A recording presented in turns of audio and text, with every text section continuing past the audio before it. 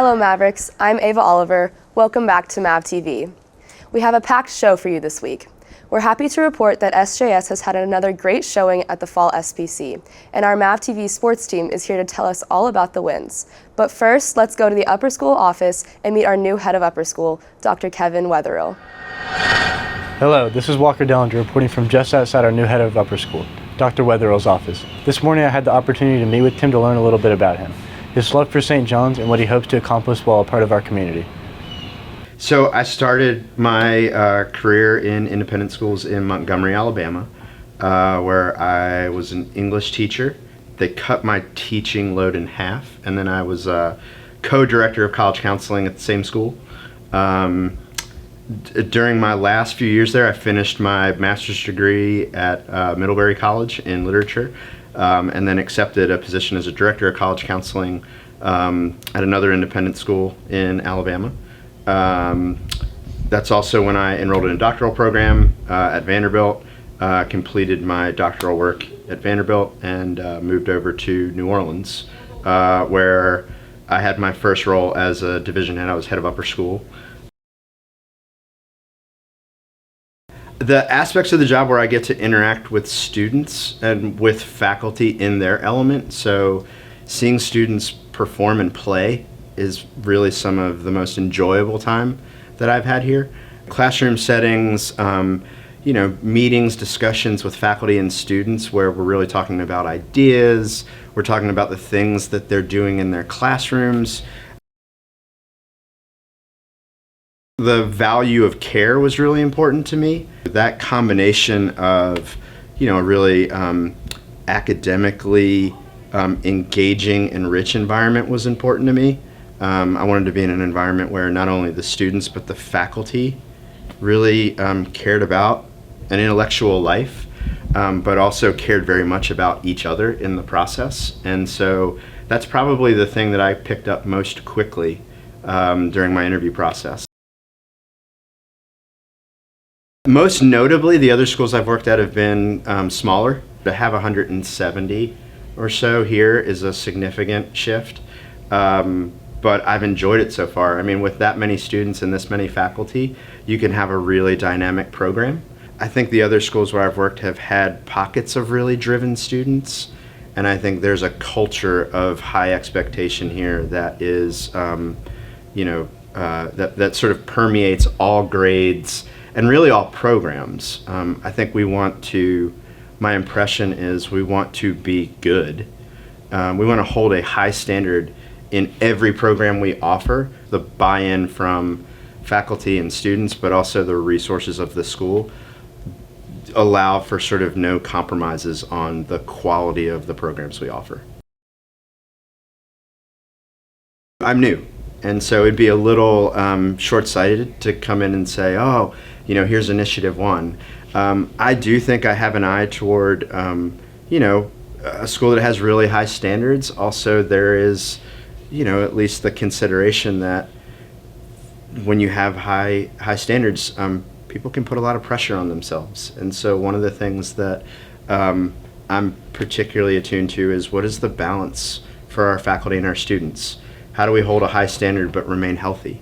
So I don't have my finger on a specific initiative, just so much as I can foresee that being a legitimate concern.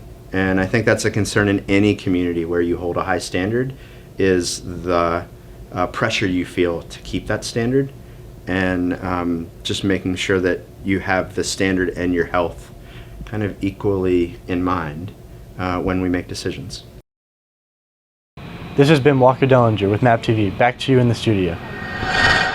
Now Nana and Rachel are here to tell us all about our performances this year at the Fall SPC. St. John's landed 3 trophies this fall season at SPC, held in Greater Houston, as Maverick Nation was in full force, cheering loud and proud. Both the girls and boys cross-country teams were back at the same course where the Ramble was held in early October, giving them familiar footing on a cool morning at Spring Creek Park in Tomball. Girls cross-country started off the revelry, edging out Hockaday by 4 points for second place.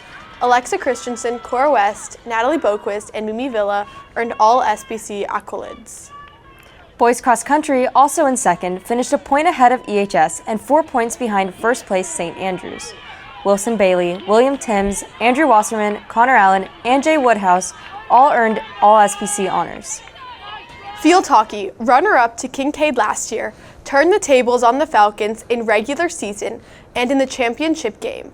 The Mavs earned the #1 seed with a 2-1 win over Kincaid at the end of the regular season, and a 5th national ranking. They kept the momentum rolling with a 2-1 championship win on SBC Super Saturday. St. John's started strong with 2 goals in the first quarter by A.K. Black and Christina Johnson. St. John's defense was outstanding, as Kincaid managed their only score in the last minute of play. Maddie Kim, Christina Johnson, Caitlin Chang, Juliana Boone, and Alex Madrid were selected as All-SBC. Girls volleyball won their first and final matches for third place. The Mavs opened up with a 3-0 win over St. Stephen's and faced Hockaday in the semifinals. Hockaday went up 2-0, but the Mavs won the third set and narrowly missed taking it to a 5th set. St. John's defeated Greenhill 3-1 to close out the season. Reese Anamashon and Catherine Nelson were named All-SPC. Boys volleyball lost their opener to the eventual champion, Trinity Valley, 3-0. The score did not reflect the effort and intensity, as the Mavericks showed up with their best effort this season, surrounded by a packed house of Maverick fans at Lou Court. Each set could have gone to the home team with the score of 23-25, 27-29, and 23-25. The Mavericks lost their final match to Kincaid, finishing 7th overall. Jackson Byers and David Press were selected as All-SBC.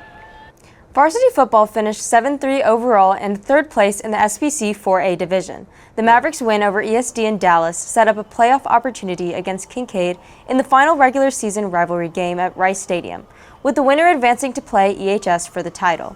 St. John's struck early for a 7-0 lead. The Falcons went up 17-14 at the half, and St. John's closed within 3 points early in the fourth quarter, eventually losing 38-28. Cole Allen, Stephen Gill, Jack McGarry, and Dax Garza were all named All-SBC. Finally, St. John's senior Margot Manning just signed a National Letter of Intent, or NLI, to play volleyball for the University of Washington Huskies. Congratulations, Margot. And that's a wrap on Fall SBC. Thanks to all of the fans, the cheer squad, administration, staff, coaches, parents, and the participants for all of their hard work. Go Mavericks! Keep it up! Keep it up! Keep that Maverick spirit up! Keep that Maverick spirit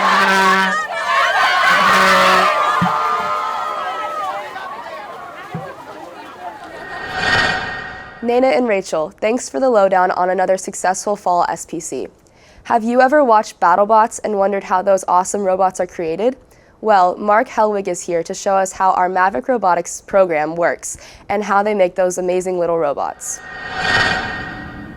Hi, it's Mark Helwig. Many of you might have seen the engineering club at Club Fair, or even have friends in the robotic classes. However, you might not know the full extent of the program. So join us as we explore the past and the present of robotics at St. John's. When we first started doing robotics, which was several years ago, we wanted to have a situation where the students could compete in technology-based projects. And so robotics is kind of the standard across the country, and we started very small, but we slowly built up a team to multiple teams to having now students participating for several years. The club is open to anyone who's interested in either programming or building or engineering as a whole. Even if you aren't necessarily good at it, you can come and learn. So what is the competition actually about? This year they're trying to create a robot that can manipulate cones to maneuver through an obstacle course while at the same time depositing cones on larger and larger poles. And also there's an autonomous section where they have to let the robot perform autonomously, where it maneuvers through the field and ends up at a certain location. So the vast majority of class times is built. No way we can get around it. Building takes a lot of time, especially in the fact that there's a lot of times there's prototypes. Prototypes don't work out. Take off components, put on new components. A lot of redesign. So that's one of the biggest things that really all three kind of have to deal with. Programming kind of got me into engineering as a whole, and specifically into the robotics team at St. John's was kind of being able to mix the programming aspects with physical engineering, such as moving things like motors with code. We like students that, first of all, enjoy it, are willing to work in a team, and have an aptitude for this kind of material. My favorite thing has kind of just been, I don't know, the feeling of just like getting the team kind of put together and the kind of first steps of, you know, developing kind of divisions in the team and stuff like that. So where does the competition happen? The regional tournaments for us this year, we think, are going to be in the city of Houston proper. And then there's a possibility for the students to advance to either a state tournament or directly to the Worlds. If we go to the state tournament, that is tentatively scheduled to be in San Antonio. The Worlds, which is exactly that, it's a World Championship, is here at GR Brown this year. This was Mark reporting on robotics at St. John's. We hope you learned a little bit about the FTC teams and how they work, and cheer them on as they make their way to the World Championships. Thank you, and back to the studio. Now let's switch gears and go over to Anna Sampson, who has the inside scoop on the school's foreign exchange program. Hi, my name is Anna Sampson with MavTV, here to talk with you about the foreign exchange student program that we have here at St. John's. You may have heard of students from St. John's studying abroad, but you may not know that students abroad have the ability to study at St. John's. Today we will go into depth about the exchange program, starting off by talking to faculty member Miss Means, who will tell us about how the program works and how students get involved. So we work with an organization called Assist, and we've been working with them for about 10 years. Assist is an organization that has been promoting student exchange in the United States for over 50 years. And we have hosted this, Leonidas, I think, is our 6th international student that we have hosted through Assist. The thing that we do after that is that they match us with somebody. They look at our school profile, our requests, and they look at the students that have applied, and they match us with somebody that they think will do, will be successful here at St. John's, that will contribute to our community, will benefit from our community. Leonidas explains how his passions led to him coming to St. John's. My main passion is architecture, engineering, and math, so that's why Assist chose Texas and St. John's for me. Although Miss Means is not a part of Assist, she has an important role in the exchange program here. What I do here is I take care of finding a host family for our international student. Leonidas' host family this fall is the Smiths.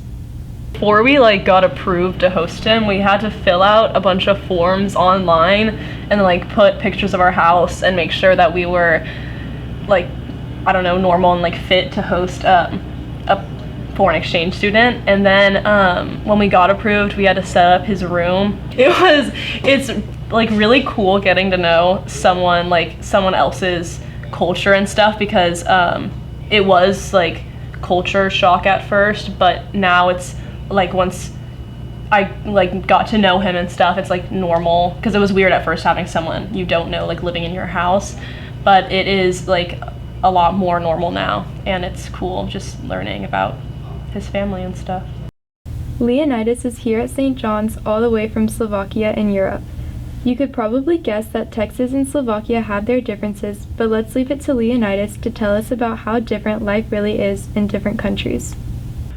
Oh, it was different, much different, especially because this is a private school. You can really see it. It's different, even the rules, the system, how it works here. But academically, this is much more challenging. Back home, I had much more free time, and I organized my free time. But I don't know, I went to the gym or something. Here I wake up at 6 and go to morning practice, or I wake up at 7 and go straight to school. You study the whole day basically. Then you go to practice, you get home by 7, and then you need to study and go to sleep at 11. So the whole week is just, it's just like that. And the weekends, you sort of get free time, but I try to, since I'm in a new country, I try to experience different things. So I don't know, go to a climbing gym or go karting or something. go to a library, go to look at some universities, travel, just to see the place because I'm new here. And then again, on Sunday I have to study usually, so it's mostly just studying. I just want this to be a journey where I can learn as much and teach myself more discipline, work ethic, and different things I can then use later on in my life in college, and also find many friends that I can come back to. I like having friends all around the world, so yeah. And that's how the exchange program works here at St. John's and how it impacts the lives of those participating. This has been Anna Sampson reporting with MavTV. Back to the studio. Well, Mavericks, we're almost to the end of another fall semester, and we here at MavTV wish you a great winter break. Please remember to subscribe to us on YouTube so you'll get updates when our new videos are released, and smash that like button. We're also always looking for great news stories. If you have any ideas for stories you would like to see on MavTV, you can email us at news@sjs.org. Thanks for watching, and we'll see you next semester for another edition of MavTV. Go Mavericks!